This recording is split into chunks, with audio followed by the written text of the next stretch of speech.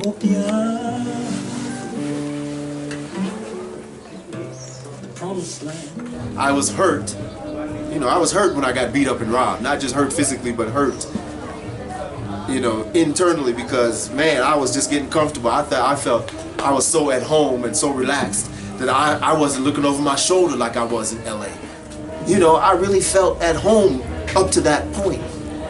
Now it's still home, but now I have to watch my back, just like when I'm in, because that's the reality. People are hungry. People feel like if you're from foreign, you have more, and that's not the reality. Many of us come here with just what we have on our back because of the promise of a better tomorrow. Not necessarily today have to be so much better. And our initiative is to work hard for that better tomorrow. And God blesses us. So we get jobs, we get housing, we get those things here in Ethiopia, even when the system was, before the government's new decree, was against us. You know what I'm saying? We're declaring this home and settling down and staying here past our 3-month or 6-month or 2-year visa. You know what I'm saying? Many Rastas just come and said, forget the visa, I'm staying. This is my home. Ras, yeah. Can we get the usual morning chant from Moblisa Mosque? Because we felt at home here, the spiritual part. I tell people all the time when they ask me, why'd you come here? I said, I used to live in Los Angeles, Hollywood, the place that people think everybody wants to be. But when I wake up in the morning, here in Ethiopia, I hear Mezmor, or I hear Muslim Musi, or I hear Catholic bells, or I hear some praises to God.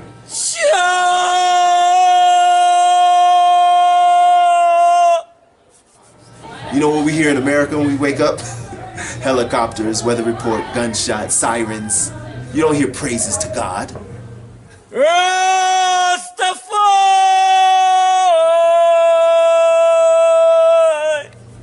So, what's the better place to be for my mental and my spiritual health? To me, is here. Even though there's problems. Okay? There's problems.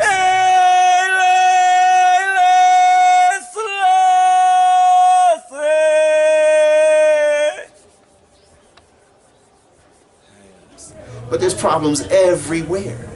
I'd rather be here struggling and dealing with these problems than in America right now with Trump and Black Lives Matter and all of these things. Why? I don't want to be there with that. I'm here where it's a black country. It's rare when you see a white face. There's nothing wrong with that, but I'm saying this is like, for me, I'm chilling, I'm cool. My mental health, my stress level is down so low. That's why I'm 59 and shining. I feel like there is ignorance between both by the Rastafari community about Ethiopians and amongst the Ethiopian community about the Rastafari. Having a Rasta family and raising the Rasta children, or raising in this culture, and also Ethiopian, I can close that gap. I can bring their voice. I can project their voice, meaning through film, and bring it to the to the Ethiopian audience. Yes, I'm an activist for them, and also I'm a researcher. But by bringing their voice, it kind of, I will plant, let's say, 2 trees in one pot. Ethiopia, the promised land. Ethiopia, that's where I stand. Ethiopia, the promised land. The singers known, like the prominent figure in reggae music, was in Ethiopia, Raskunsa, which I really so much talk about in my research. He's like my mentor in this whole saga of Rastafari way of life in my life. And what I did is, when he finished the concert, I grabbed his hand and I told him, I want to understand more about reggae music.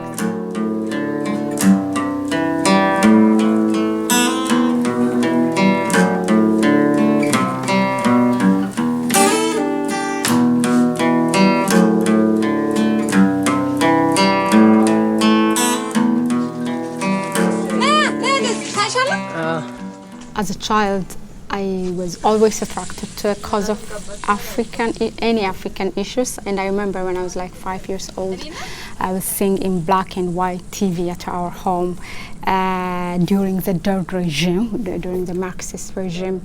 There's this anthem in Amharic, and the children are thinking like Africa, Africa, Hagarachen. It means like Africa, Africa, our continent, and then our country, kind of. Salmola.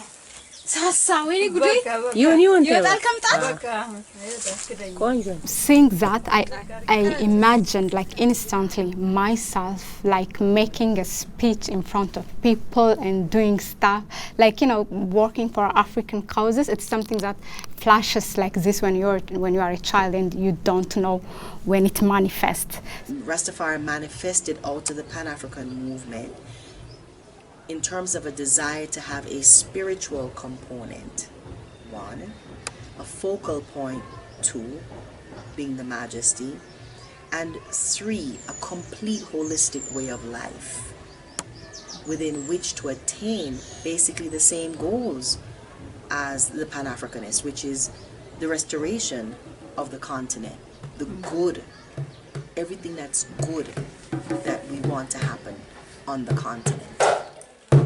Live and direct, Zion Trendlord, Shashamane, Ethiopia, in the name of the Most High, Rastafari, Yele Ai, and Denya Babajanoi. Welcome in Amon Zionai, blessed love. Our elders were thrown in prison for treason because they said we're not bowing down to Queen Elizabeth, we have a king. They were put in insane asylums. They suffered. My elders suffered. They were beaten. Carroll Gardens incident, they were beaten. They were killed officially by the government because we said Africa, because we said Haile Selassie. But what did he do? He guided us home. He came to this little island, recognized us, gave awards, and said, you know, we love you. We love you. Isn't that what it's about, that grace? The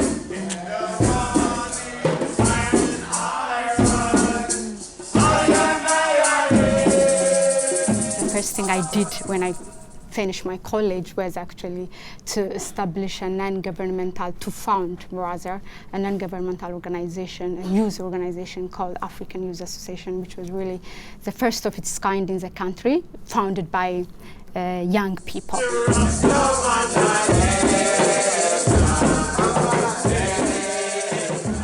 There's a continuum of movements that have come up over time in this Pan-African world. So whether it was the Black Power movement, the Black Consciousness movement, the Civil Rights movement in America, the anti-apartheid movement in South Africa, these are all movements of Black Africans asserting their right to be and claiming African redemption. So Rastafari is that expression of Pan-Africanism that brings now to the table a Black God. The Rasta man is at the vanguard. We're not preaching racism, but we have a duty and a responsibility to lift the black race from the bottom of the social ladder to our rightful position. The only thing they are asking is, as far as my interviews concerned my research, they want to correct that injustice. They want it to be corrected and publicly to ask for an apology and for all the things that they are deprived of, whether it's economically and other things. They want also not only repatriation, meaning repatriation is like relocating themselves to go back to Africa, but also reparation, to be paid off for what is ripped out of them. Yeah. One of the culture shocks for me was coming to Ethiopia and looking at the churches and seeing so much European Marys and European Christ. And in making that investigation, the Abba would say to me, they're gifts from other churches. And they didn't quite understand the psychological effect of those white Jesuses, how it was used by the colonialism to enslave us mentally. How it was used, and we had to break down that chain.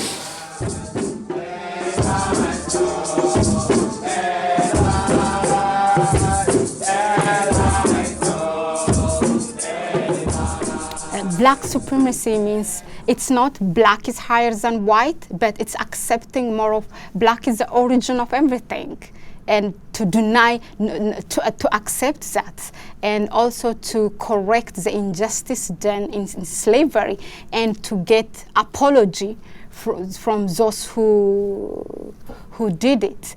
A battle in a family, and one brother commits a crime against another brother. What they have to do to reconcile is the perpetrator of the crime has to accept that he did wrong and apologize to the victim. When the perpetrator makes that apology, he accepts he did something wrong. When the victim receives that apology, the victim then has the opportunity to accept that apology, and both brothers can then embrace in true love. What we have now, Mahlet, is a situation where the perpetrator nations of slavery don't even accept that they did something wrong. Ethiopia is the sweetest land I've ever seen. Ethiopia's wondrous mountains and healing streams. Ethiopia's rainbow promise, red, gold, and green. Ethiopia's future growing in her children's dreams. Ethiopia, it's where I stand. Ethiopia, the promised land. So in the very early days, I told him that's what I'd come to Ethiopia to do, was to live and get my citizenship and stay. And he said to me, the longer you stay here, the more illegal you will be, as it were. But I didn't see it like that, and I explained it to him that I think the longer I stay here, it's the more evidence I have of my determination to be here and get my citizenship.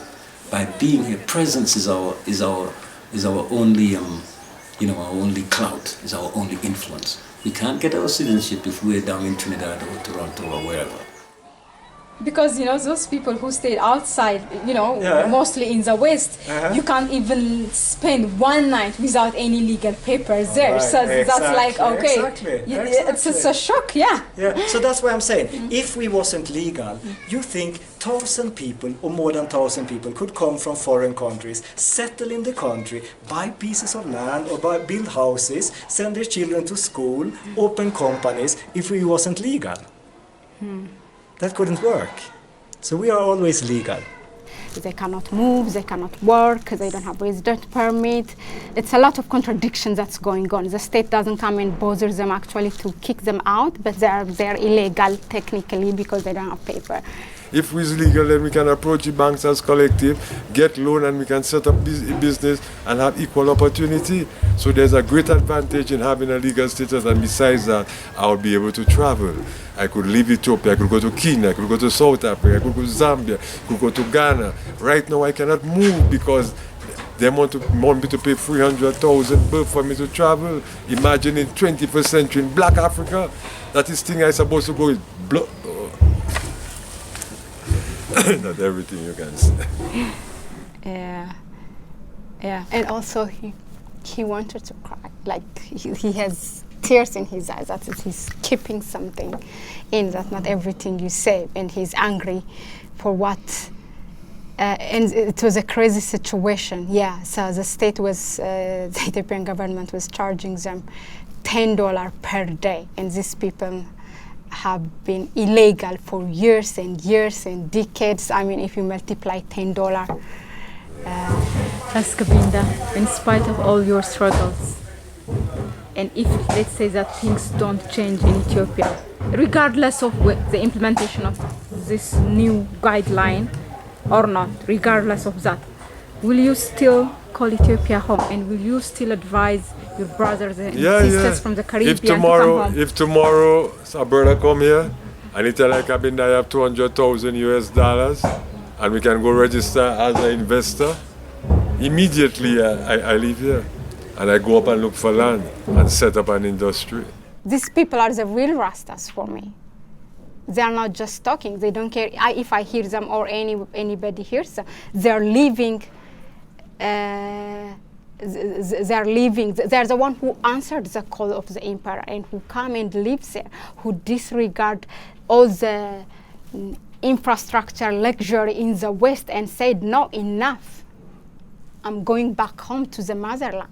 It's not that the motherland is treating them good, but with all the situations, they are okay. At the end of this, I ask them, all of them who have been furious, the other things, the other advantage that the camera can capture is when I ask him, where is home? Oh, Ethiopia is home. Mm-hmm. I mean, there's no negotiation on that. And the smile they put on their face after being furious and angry and, talking about problems, but no, we are not negotiating on this. They are not moving on inch from that. Ethiopia is home. In Jamaica, and even now, there's certain schools where children with dreadlocks cannot go to school. Yeah. You understand? Yeah. In Europe, in America, those challenges are there. So what's the difference? At least you're home. At least you're home. And for us, that connection to the ground, to the earth, to a space where you can exhale amidst the challenges. When she says, with her very calm voice, because at least it's home, the way it represents, like you should relax, you're at home in spite of everything. Children, I live. Hey. Children, yeah. What happened? Fools say in their heart, Rasta, your God is dead. The first encounter I personally was I took my child when he was 3 years old to school, and by then it wasn't even locked hair. It was just long hair and braided. That was all. And I took to this private school. They did the assessment very well, a couple of assessments. He passed. And then when it's about to start the school, they thought, no, but you have to do something about his hair. What? In this multicultural country that we say our diversity is our beauty. I mean, forget Rasta, forget anything. I mean, I couldn't believe it. Was really a slap on the face. I just don't know what to say. And it's a foolish dog, bark at a flying bird. I went to an Ethiopian school, and I was actually the only white and girl with dreadlocks in my school. So being a child, I was a bit like people would take care of me like a different person. They wouldn't be rude to me or anything that way. But for me, I don't like to be treated as a foreigner, because in England I'm a foreigner. Over here I'm a foreigner. In America I'm a foreigner. So where will I be one? Where will I be? Where are my people? If I have no people if England aren't my people, if Africa is not my people, if America is not my people, then where am I? God created me with a people. I have ancestors. Over here they don't read their history. If they were to read their history, they'd understand that, okay, I may have come from foreign, but I'm not a foreigner. You just don't know. They don't teach. Over here in Ethiopia, they're teaching foreign history. So they will never learn their own history. If they don't teach their own history, they will never be able to move forward. They will just stay stuck where they are. It's one talking about it, but all to show not only them, but even the children, the way they are raised to be like vocal, to have a voice for their own cause. And they are familiar to sit round table and discuss with their families. In most of the Rastafari family or household, most of them, they don't have TV. Because most, they think like, hey, that you come with, this is not your country and things like that. You shouldn't have this big yard, and we have a small yard and you got a big yard. Because you got money, you buy a big yard and things like that. They're jealous of that. And they express it. Yeah. It's not necessarily to do with wrestling, but it's to do with coming from foreign and being... To show this, he's very proud. Isaac is now here. He's very proud that his voice is heard. He knows this will reach a certain audience and that it will make a difference. And afterwards, when I asked him first I asked their parents, and then I asked them personally if they're willing and how they see it. He said, no, any platform that I get to make my voice heard, I will do it. And yeah, that's exactly what he manifested. Yeah. But still, I don't see full integration. And I haven't seen anyone except for the children who are born and grew up here speaking the local language in its full terms. Why is that? Well, I have an Ethiopian wife. I have a daughter with an Ethiopian sister. We build a house for her and she lives on her own. So that is our levels of survival. We are fully integrated. When I first came here, before I built a house for myself, I built 2 schools for the Oromo children in Edemadu School. Before I built a house for myself. I used to train all the youth and them in football throughout the village. Everybody in the village knows. The enemy is scattered, yeah. Oh, shall live, children, yeah. Rastafari I live. Oh. Always, for me, when I go to my main informants and for them to send me to a next informant or to a next participant, what they do is actually, I'm always first, I'm the wife of a Rastaman. Second, I am an Ethiopian Rasta sister. And third, I'm a researcher. This is the way I am introduced to them. And then I have an access. So, I am both insider and outsider, and often I check myself. These children will always remain being African because it's something that they cannot take away from them. They're black. That's the first thing you will consider when you see them. Anyway, so it's a fact. And as far as I raise them consciously about their history, we call it Sankofa, to make that connection to the past, to look at back. So for me, the greatest thing and what we're building here, yes, is a place that my children will be able to come to, my grandchildren, and one day, if not even living here, under the principles of Sankofa, which is an Ndinkra symbol, it's that swan looking over its shoulder. The Sankofa. Don't forget to look back. Don't forget to look at your history. So even if they all don't come and live here, the fact that they're coming, that they're connecting, that it's part of their consciousness, it's part of their reality, then that to me is victory. Mercy, mercy me, the ecology. Things just ain't the way they used to be. Inner city blues make me wanna holler at race paper chase for the almighty dollar. Got to leave this place is what some may choose, but now that we found love, what have we got to lose? Citizenship doesn't make that you are automatically you are equal with other people. Not really. But don't take no mess. I confess, I'm too blessed to be stressed.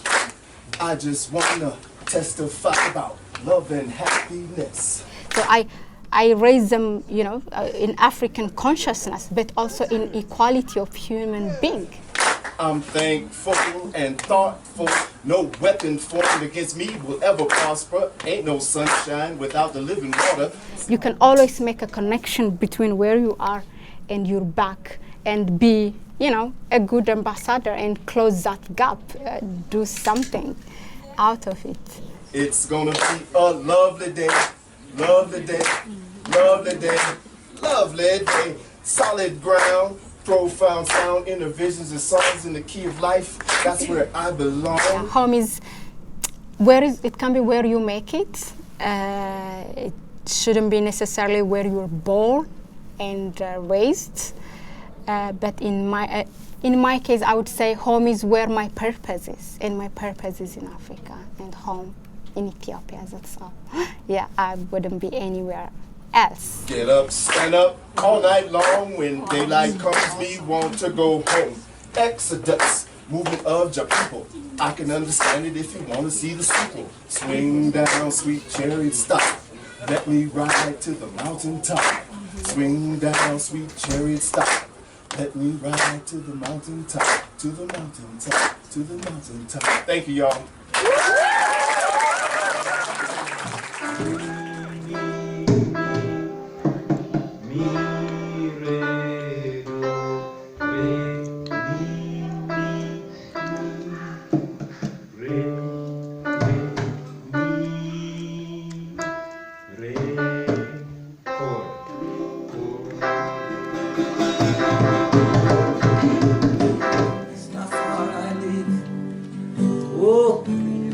Children, yeah, in Splasia I live. Children, yeah, Rastafari I live. Children, yeah.